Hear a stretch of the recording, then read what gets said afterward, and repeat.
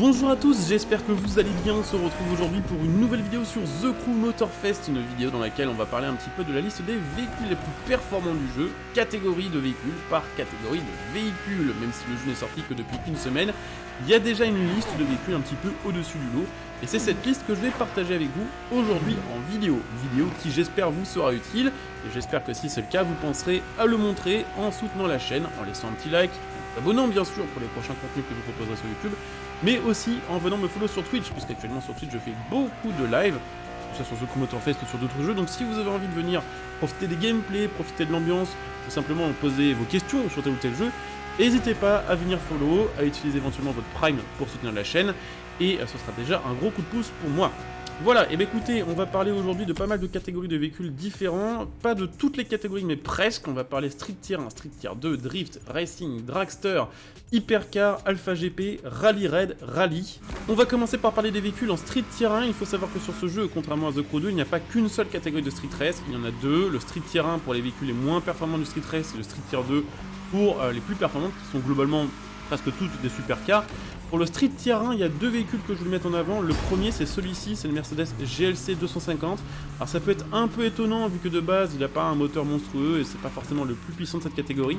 Mais il a l'avantage d'avoir les 4 roues motrices, ce qui est le cas d'assez peu de véhicules dans cette catégorie. Je crois même d'ailleurs que c'est plus ou moins le seul. Donc il a les 4 roues motrices, il a une bonne puissance, il a une bonne accélération, une bonne nitro, une plutôt bonne tenue de route et globalement, j'ai pas trouvé mieux que ça en Street Tier 1. En tout cas, pour les pistes, on va dire assez équilibré entre ligne droite et virage. Il y a quand même un autre véhicule que je voulais vous montrer dans cette catégorie-là que j'ai trouvé assez intéressant, c'est la DeLorean DMC12.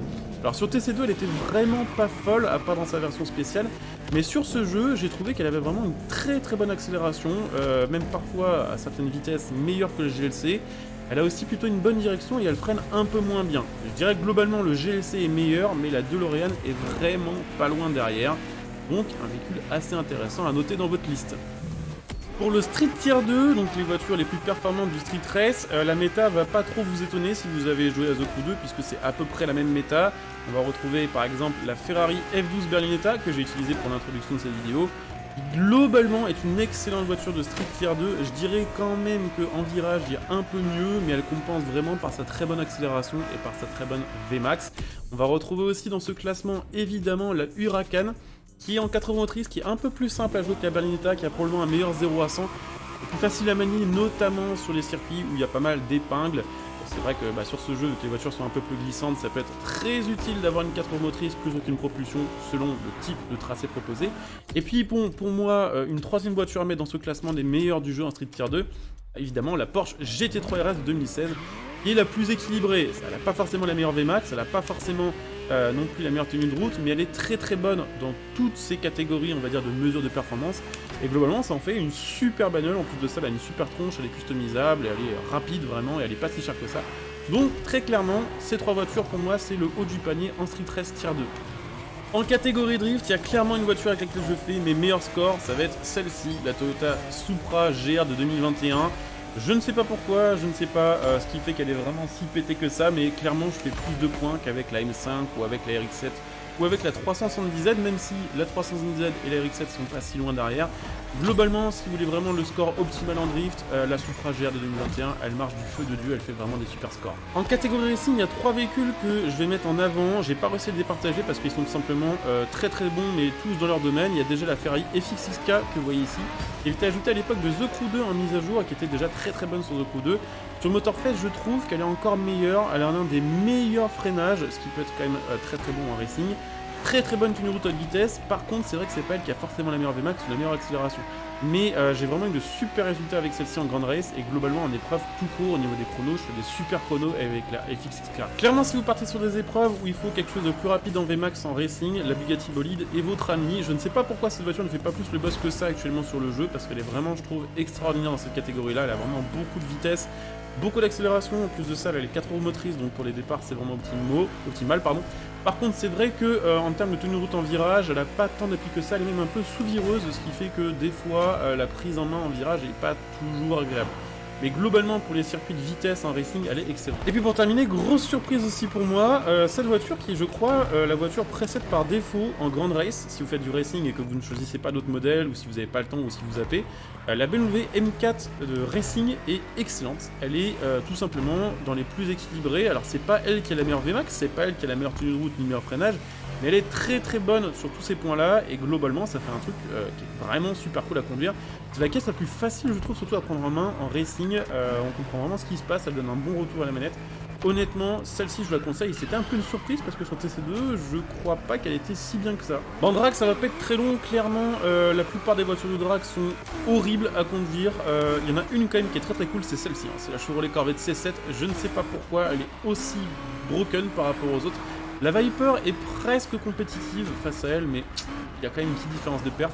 La Corvette C7, vraiment, si vous cherchez le truc ultime en drag, c'est celle-ci qu'il vous faut. Elle est vraiment cheatée. On arrive en catégorie hypercar, catégorie qui, je crois, la plus jouée actuellement sur le jeu. Et pour moi, il y a deux voitures qui sont au-dessus du lot dans cette catégorie. Il y a la Koenigsegg Jesko, que vous voyez ici, qui avait été ajoutée en mise à jour sur The Crew 2, qui a une très bonne accélération, qui a une très bonne VMAX, pas forcément la meilleure, mais qui est très bonne quand même sur ces points-là. Et surtout, qui a une excellente tenue de route, une très bonne tenue de route à haute vitesse, beaucoup d'appui.